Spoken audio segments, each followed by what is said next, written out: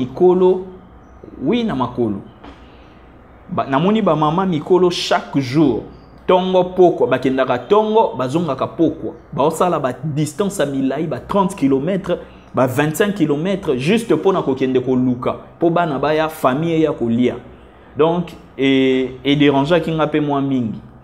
C'est pourquoi namoni que tous à peine intérêt au sunga bande qu'on a biso baza na village, baza pe quand même na souffrance. Parlant ya ba souffrance, ozoloba na ba difficulté ozoloba. Tozana ba photo no awa au telemi na mai boye. Ozaki ko tester mai ya village ou bien zanim. Za ba photo na yo au telemi na mai. Ozo tester mai ya village. Non, na banda ko tester mai te. Au fait, ezalaki seul lieu oyo ya pembeni ya okende ko sokola. Oh. Place wana nde ba habitants ya secteur wana bakenda ko sokola. Donc, la rivière wana, on habite sur la rivière, eza même pas rivière, eza étang. Étang. Oui, eza étang. Calculer si que étang eza mai ekulaka te, eza mai moko efanda sur place. Si go mutu oui. Durant vie nae a sokolaka na mai wana. Webi condition nini, problème nini sanitaire à cause ala nango? Wana sigo village mobimba wana bakeno sokolana. Plus makambo mususu. Or agriculture eza na mbongo. Agriculture vraiment eza na mbongo. Na expérience nga na tali na sali tozana ba produit neti ba mbika, tozana ba produit neti ba nguba, eza ba produit moko boye. Ceux qui pensent au sali campagne nango, c'est bon, ils foutent bien. Ils foutent bien. Donc yonde ngosala ki campagne ya masango wana fouti bien. Oui, campagne à Massango est foutu bien. Parce que na kina na commerce soro déjà, soko misé une somme nette au misé $4,000. Oui. Après vente au récolté 7,000. C'est déjà bon. Donc au misé $4,000. C'est déjà bon. Après vente au récolté 7,000. Au récolté 7,000. C'est bon. Au longoli 4,000, au tkana bénéfice net à 3,000. Au total, on a des bénéfices à 3,000. Et ça déjà bon, c'est rentable.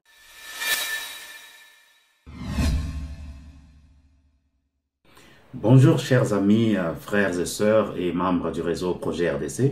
C'est votre frère Max Kachama. Aujourd'hui, j'aimerais vous présenter deux projets. Je parlerai de deux projets que nous avons lancés. Il y a le premier projet qui s'agit d'un projet pilote que nous avons lancé et qui a duré environ plus ou moins 9 mois. Et c'est un projet qui consistait à travailler avec les agriculteurs locaux dans les provinces, dans des villages et voir comment est-ce que nous pouvons collaborer avec eux, comment est-ce que nous pouvons acheter localement, financer la campagne de maïs par exemple et acheter des produits de production, les ramener vers Kin ou bien dans d'autres provinces pour les vendre. Et c'est un projet qui a duré environ 9 mois. Comme je vous dis, c'est un grand projet avec succès. Donc, nous l'avons bien clôturé. Nous en sommes très satisfaits, très contents. Donc, nous allons avancer. Le projet RDC avancera dans cette logique et dans cette direction. Le second projet, il s'agit de la création d'une société d'exploitation de produits agricoles en RDC. Une société financée par la diaspora congolaise et les Congolais du pays. Et là aussi, vous allez voir, nous allons vous présenter dans la deuxième partie de l'émission les chiffres qui ont été élaborés et les études de faisabilité qui ont été faites. Et cela vous permettra de comprendre la vision de projet RDC. Et nous vous invitons en même temps à venir contribuer, à venir participer et prendre part dans ces bateaux qui est vraiment une vision d'investir au Congo pour créer une nouvelle classe de businessmen congolais. Donc nous voulons créer la nouvelle classe d'entrepreneurs congolais, donc les hommes et les femmes d'affaires congolais qui vont travailler ensemble pour réaliser de grandes choses. Et la première la première partie de l'émission, le projet pilote que nous avons lancé, a été réalisé par M. Yves, qui est directeur de projets agricoles chez Projet RDC. Et non seulement qu'il est directeur de projets agricoles, mais c'est aussi mon jeune frère qui vient en troisième après moi. donc avec qui je travaille depuis plusieurs années et confiant et puis serein et très compétent. Alors, il a accepté pendant ces temps difficiles de Corona et tout, de passer plus ou moins 9 mois dans le village, fin fond village, loin de Kinshasa, pour réaliser ces projets-là, en contact avec des agriculteurs et tout, pour une campagne de maïs. Donc, vous allez suivre le détail, l'interview avec lui et les informations qu'il va nous donner, comment est-ce que ça se passe réellement dans ces domaines, et ça vous donnera une idée. Quand on parle d'agriculture, on ne pense pas qu'il suffit seulement de s'aimer et récolter, mais c'est du grand travail là derrière. Il faut savoir le faire, il faut bien organiser cela. Et sans avoir une bonne gestion, c'est difficile de réussir, quoi. Il a accepté malgré les conditions difficiles qu'il a rencontrées de l'autre côté dans des villages et tout. C'est pas du tout évident. Beaucoup de gens n'allaient pas supporter, ou beaucoup de gens ne supporteront même pas ces conditions dans lesquelles il s'est trouvé. Mais il a fait ça, donc il est, pour dire vaillant, il est fort, il est courageux. Vraiment, nous le félicitons pour ce grand travail qu'il a réalisé. Vous allez suivre l'émission. Merci. Bonjour, directeur Yves. Oui, bonjour, monsieur Max. Comment tu vas? Je veux bien, merci. Et vous, vous allez bien? Ouais, je vais bien, merci. C'est un plaisir, c'est vraiment un plaisir de parler avec toi aujourd'hui. On va échanger avec le public, les membres du projet RDC, pour leur faire comprendre ce que nous faisons exactement. Et comme c'est notre premier projet pilote, on va parler de cela. Mais pour permettre à ce que la diaspora puisse bien suivre notre message, donc nous allons parler en lingala et faciliter un peu la compréhension de tout le monde. Ça va? Ok, il n'y a pas de souci. Je suis là, on est congolais. Je peux parler en lingala tout comme en français, il n'y a pas de problème. Ok, d'accord. Alors, moi j'opte pour lingala parce que le message va passer dans la diaspora et c'est tout le monde qui va comprendre, donc ça va nous faciliter beaucoup de choses. D'accord, bon, tout le lingala. Monsieur Yves, directeur Yves, vous êtes directeur projet agricole et projet RDC, n'est-ce pas?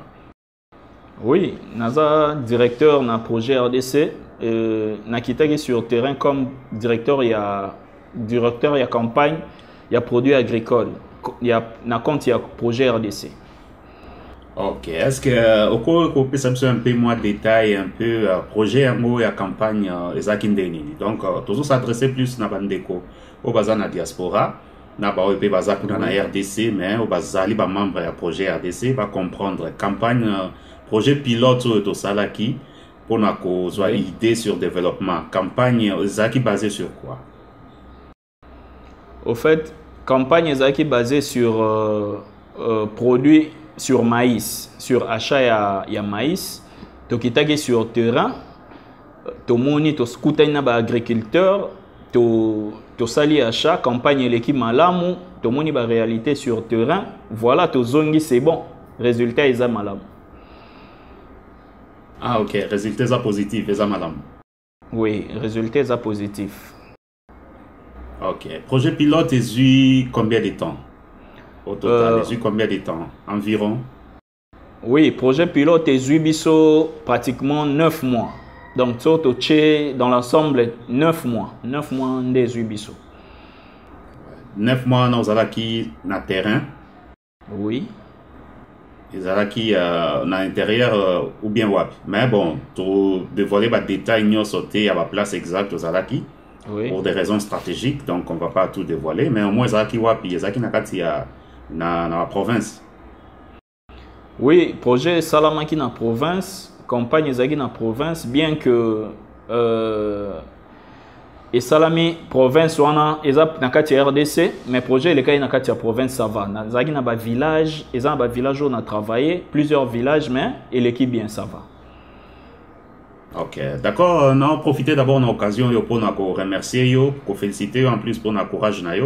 Ce n'est pas facile parce que dans la période de confinement, période de batnyos, on est obligé de après à la famille na bango, on est à l'intérieur du pays dans le village. Donc on dit mi au lobby non nazo zonga kuna pour nous assumer responsabilité et puis assumer l'engagement aux ouaki, n'est-ce pas? Ok. Donc aux risques wana ya okende malgré ba confinement malgré ba corona olobino ozonga susuna ozana kuna na kati na village pour na ko continuer misalo bandaki donc sincérité wana na engagement wana c'est vraiment très bien très capital donc tozo encourager tozo féliciter au penza pour na yango. Vraiment merci beaucoup, merci na gentillesse na bino na reconnaissance tokitaki sur terrain. Grâce à Dieu, gloire à Dieu, pe nzamba sali grâce que na ba province na biso ezaki vraiment touché na corona te COVID-19 te yango nzamba permettre que to kende to zonga to zala bien important de to zabouye. Gloire à Dieu, yango na sepeli na pesi nzambe lokumu. OK, merci beaucoup, merci, c'est très bien. Donc c'est très bien. Bon, oui, c'est biso que au passé 9 mois na quand na intérieur na ba village na fin fond donc zali pena na ba centre te hein zali pena kati et 9 mois on a au salini exactement na 9 mois on a na cadre projet pilote na yo o zaki ko mener au salini pena expliquer biso un peu toi déjà na kitaki descente nanga sur terrain na zaki lokola directeur de campagne ya projet RDC na sali achat il y a produits agricoles au tobenga en français maïs na lingala masango. Ouais. Il y a un des qui vraiment mission nanga sur terrain pour nakoya ko nourrir peuple congolais. Au bazana carence il y a au moni na mboka na biso moi carence il y a produits agricoles les ali. Il y a moto ça qui descend sur terrain na souci wana ya ko aider vision pe ya chef de l'état. Yango au moni tokitaki sur terrain. Na intention car ya osala bulamu na peuple congolais c'est oui. Voilà pourquoi to sali yango pe campagne s'est déroulée bien malgré les difficultés tokutana ki na yango mais c'est bon yango. Mais pourquoi vous choisir un village pour la campagne wana? Pourquoi pour ikotika dans na pene yakine on dit mais on a fait un fond pour réaliser campagne wana? Bon déjà neti na kati ya kin na préféré ki village parce que kokende na village eza pe ko apporter un soutien pour na ba villageois baza batu baza na bazo travailler dans l'agriculture baza ba agriculteur alors soki to tiki kaka bango moko ba villageois entre bango baza en mbongo te baza en possibilité te yango biso to kendaka pona ko aider bango tozo uta na mbongo libanda na kati ya kin tozo mema yango na village pona ko sunga bango mbongo wana aider bango pe na ba moyen bango ba na produit agricole alors biso to memela bango mbongo poto somba produit wana pa na bango eza pe ndenge moko boye ya ko sunga pe ba villageois en tant que congolais na zaye pe na souci o sunga bande ko nango baza en village c'est pourquoi na kenda ki vers bango.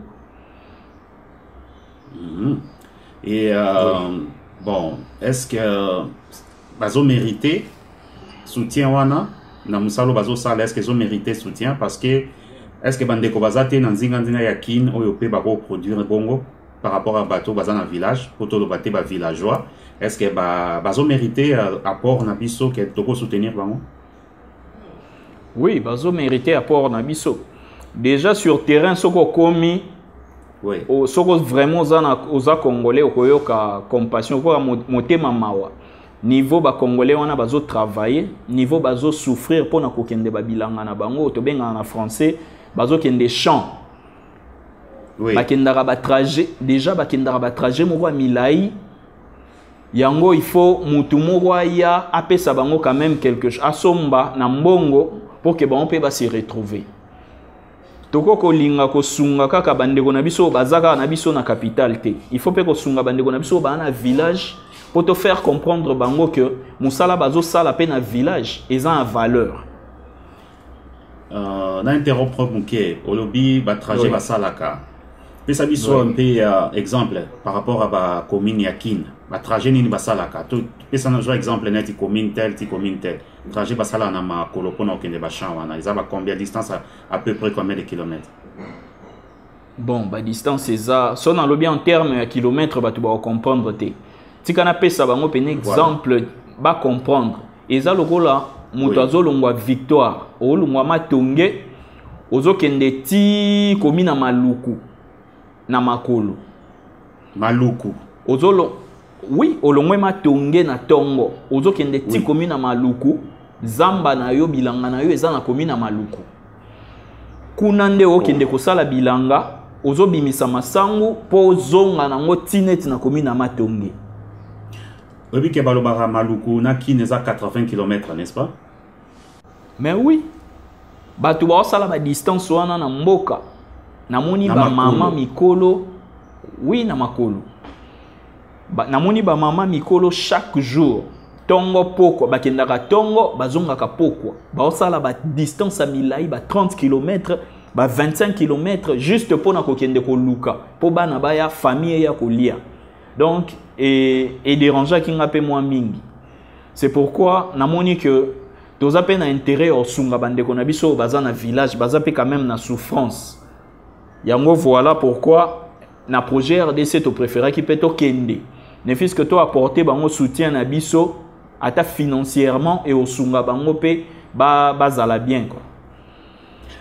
Parlant ya ba souffrance ozoloba na ba difficulté ozoloba. Tozana ba photo no awa au telemi na mai boye. Ozaki ko tester mai ya village ou bien zanim. Za ba photo na yo au telemi na mai. Ozo tester mai ya village. Non, na banda ko tester mai te. Au fait ezalaki seul lieu oyo ya pembeni ya okende ko sokola. Oh. Place wana nde ba habitants ya secteur wana bakenda ko sokola. Donc, la rivière wana, oui. On a invité sur la rivière, eza même pas rivière, eza étang. Étang. Oui, eza étang. Calculez si go que étang eza mai ekulaka te, eza mai moko efanda sur place. Si go mutu oui. Durant vie nae a sokolaka na mai wana. Webi condition nini, problème nini sanitaire à cause ala nango. Wana siko village mobimba wana bakeno sokola na étang wana oyo telemi wana.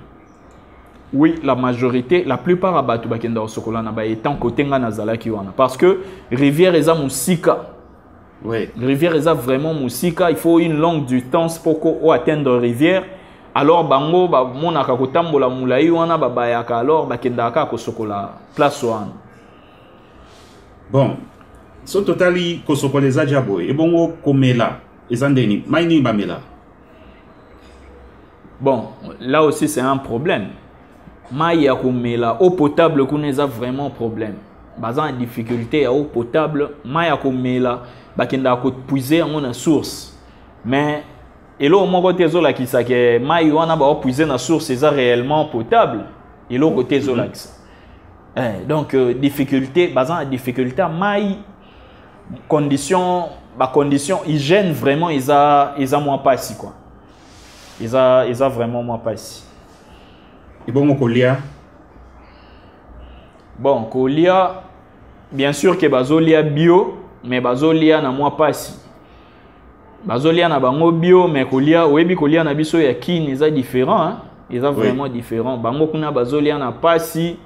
Bazolia bio mais kolia moko ya malamu vraiment te quoi.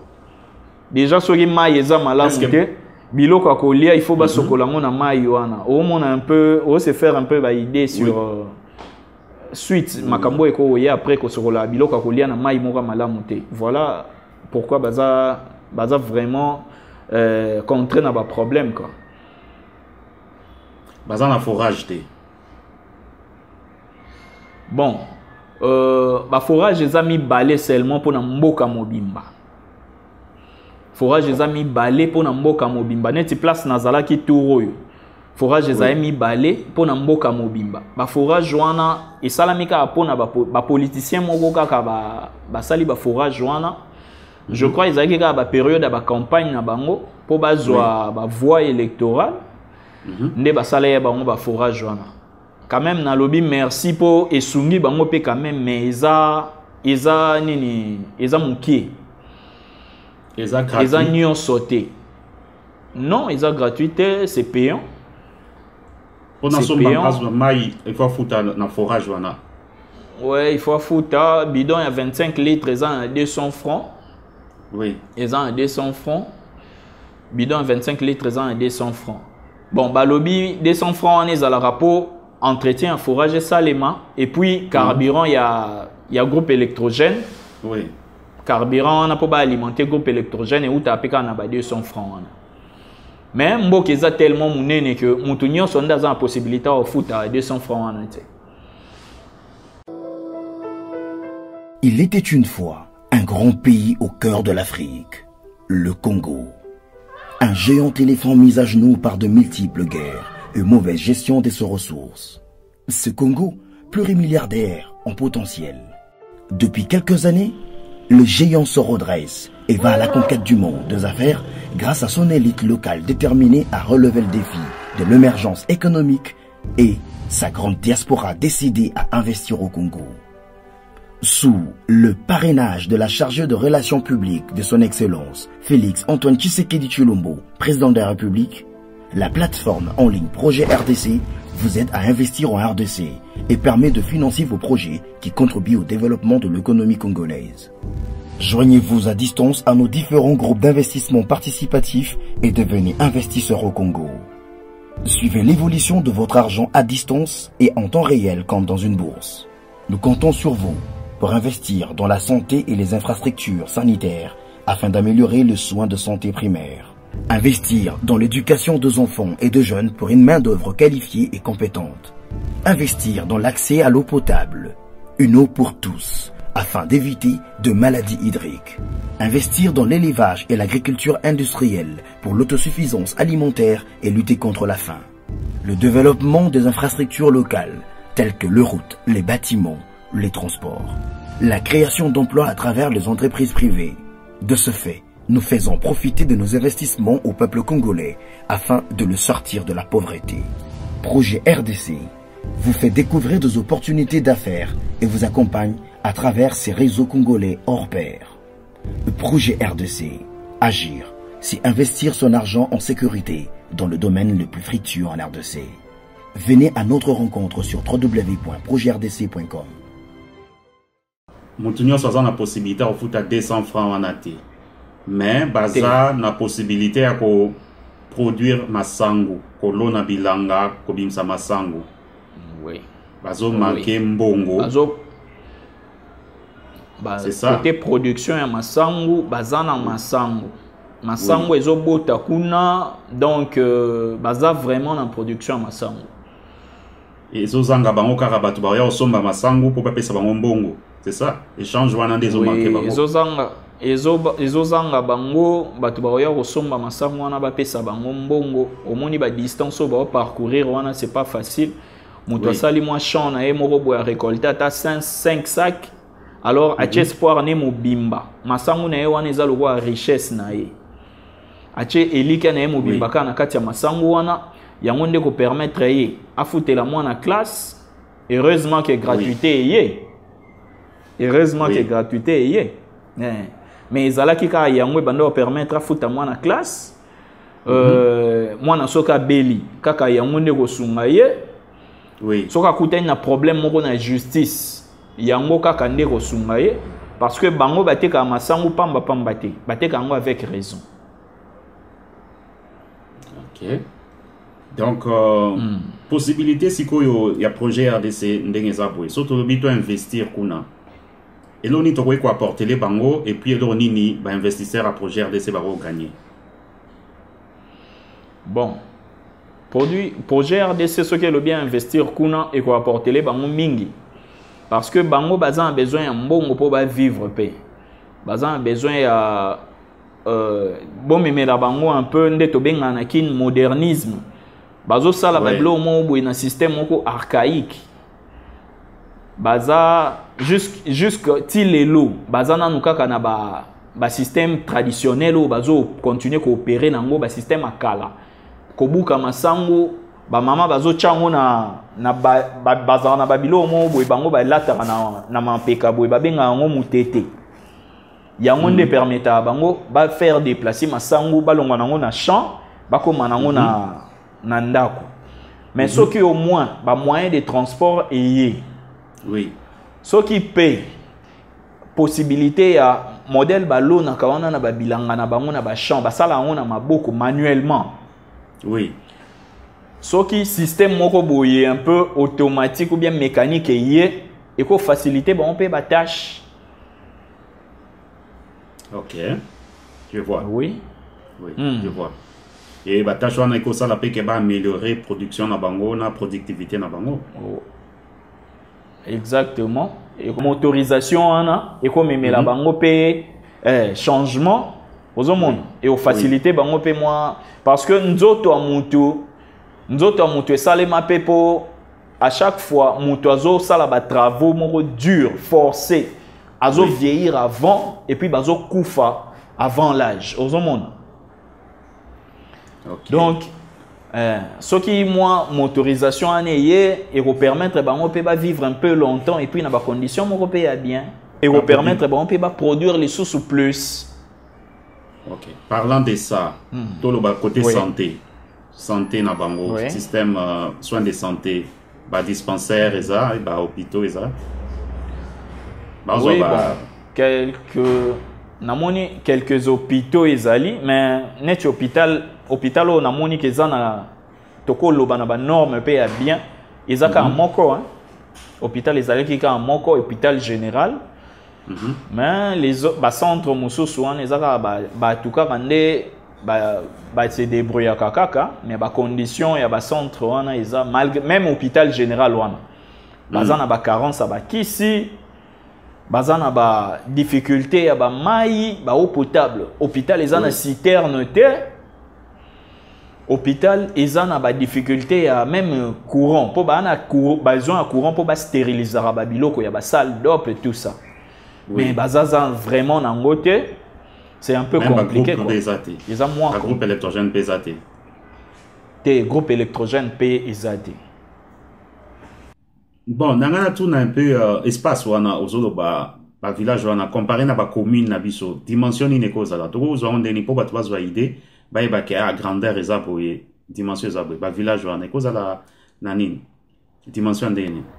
Bon ba village eza ba dimension et que seni hein il y a des villages eza minene koleka ba commune na biso na kin eza pena ba village mususu eza mukie. Oui. Donc ba dimension ba village eza différente quoi.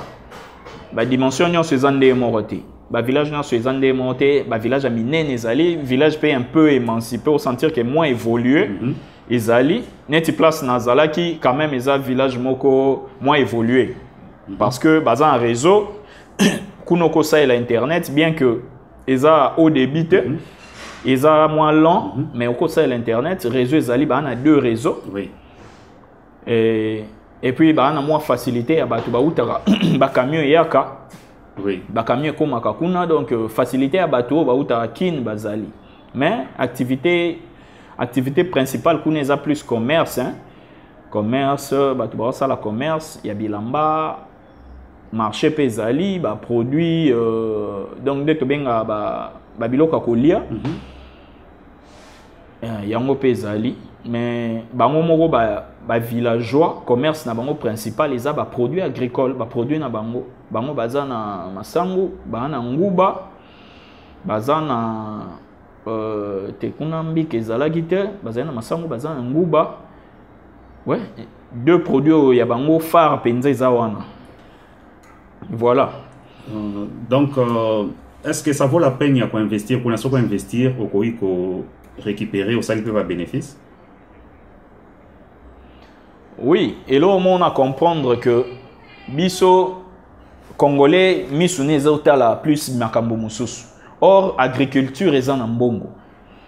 Agriculture vraiment eza na mbongo. Na expérience on na tali na sali tozana ba produit neti ba mbika, tozana ba produit neti ba nguba, eza ba produit moko boye. Soki penzo au sali campagne nango, c'est bon, et futa bien.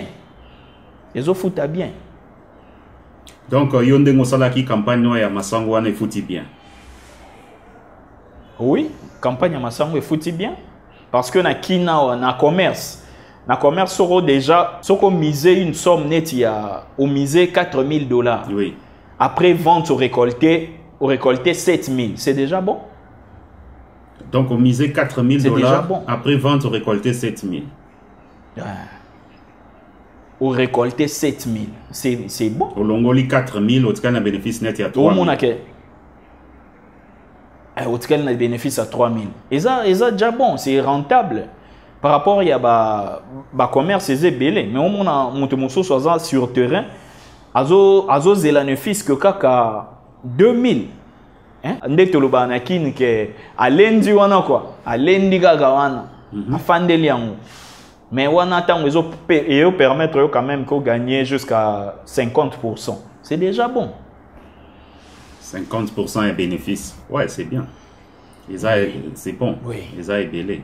Donc, au lobby que diaspora sikoyo va investir dans le projet RDC.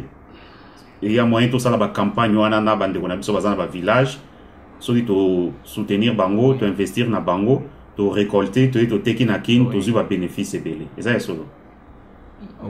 Oui, solo avec projet RDC, Eza Bongo, c'est une façon aussi à aider bande qu'on a vu dans un village, baza forcément obligé à vivre quand na kin parce que exode rural lelo na kin ça ne va pas. Embouteillage par-ci par-là, talakaka.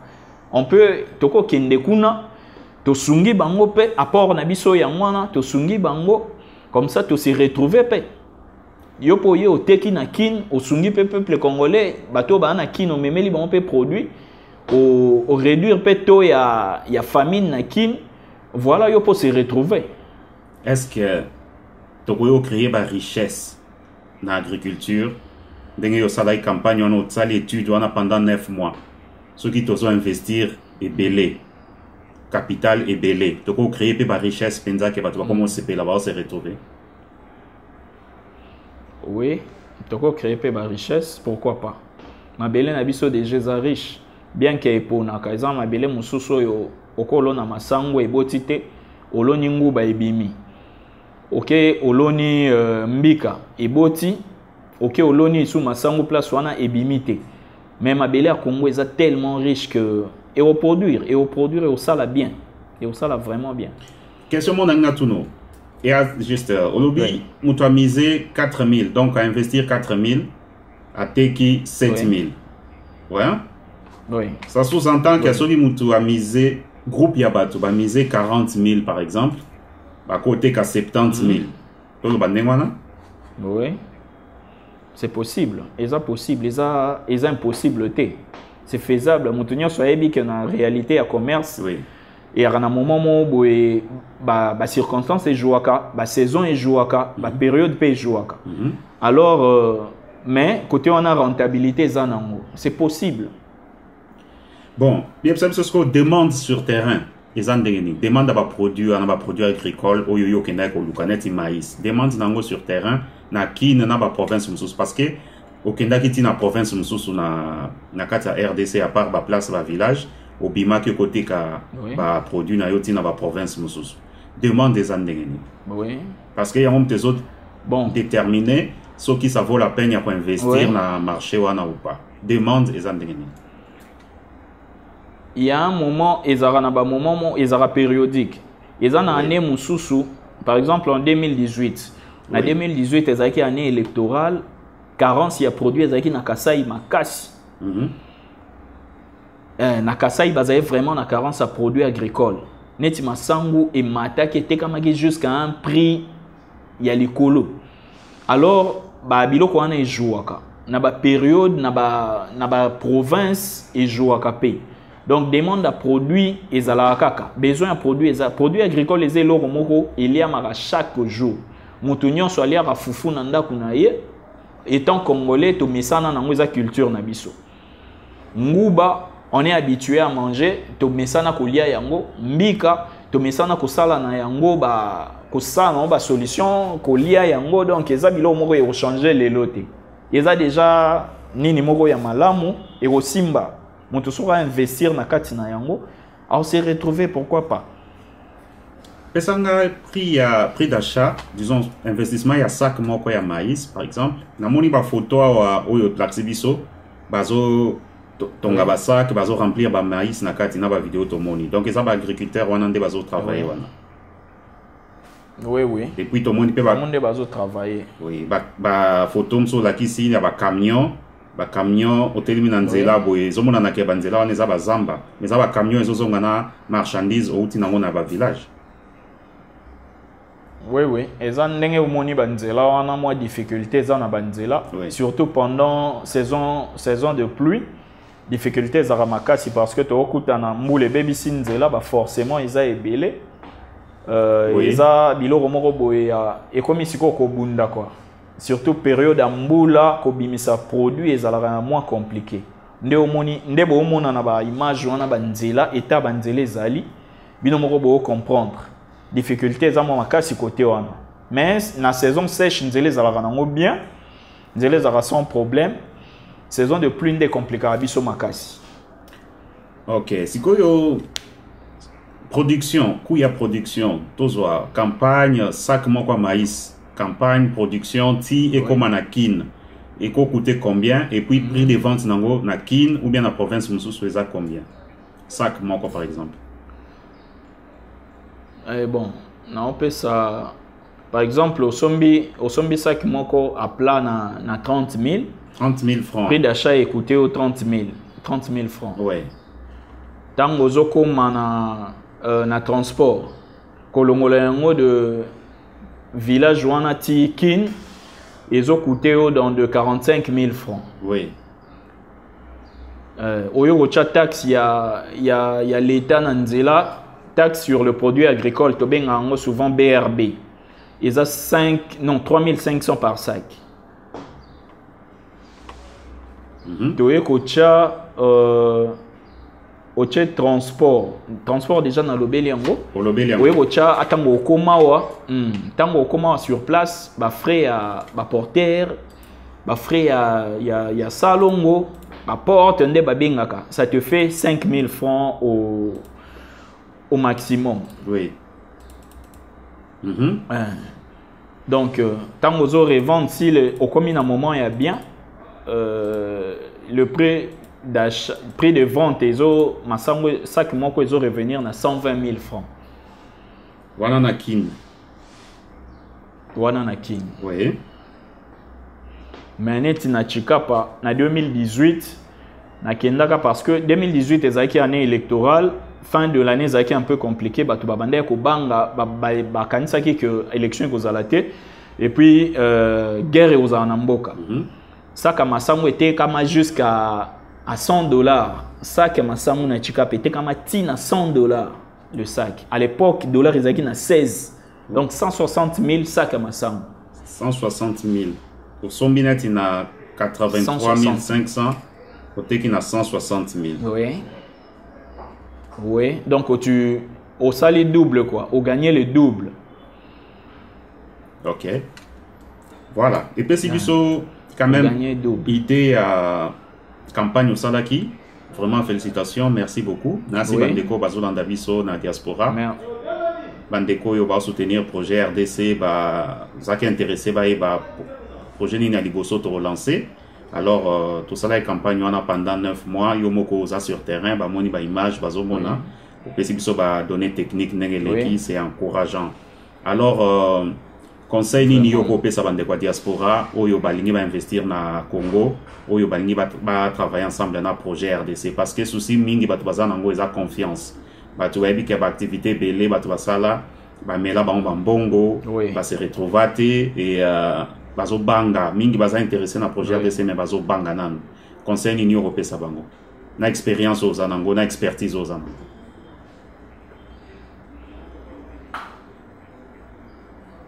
C'est bon. Non, et ça va moka que babangate to ebinde congolais azalaka mais projet RDC c'est bon. Bazala na confiance. Basala biso confiance, projet RDC ça va. Tozaka on a projet ya maïste. Projet RDC ça va projet belé. Congo eza a besoin de projet. Congo a besoin d'investisseurs. Boya to mettre la main dans la pâte, to sunga Congo na biso. Muta obongisa Congo est étranger te. Muta obongisa Congo est congolais oyo azan étranger oyo abima akima peut-être souffrance à mboka. Lelo aya ko investir na mboka na epo mboka na etelema. Babanga te baya. Nous avons été sur terrain pour na palper la réalité. Tout le monde a la réalité, tout le monde pour et les contre. Vraiment, ça la confiance dans le projet RDC. Ça la confiance dans le projet RDC. Il y a un investissement dans bango et vous allez bien. Oh, nous avons un souci au peuple congolais, nous avons un souci au Congo. Il y a un projet RDC, vous allez déçu. Merci beaucoup, directeur Yves. C'était un plaisir. Et à Rosolana, yo interview l'équipe très bien.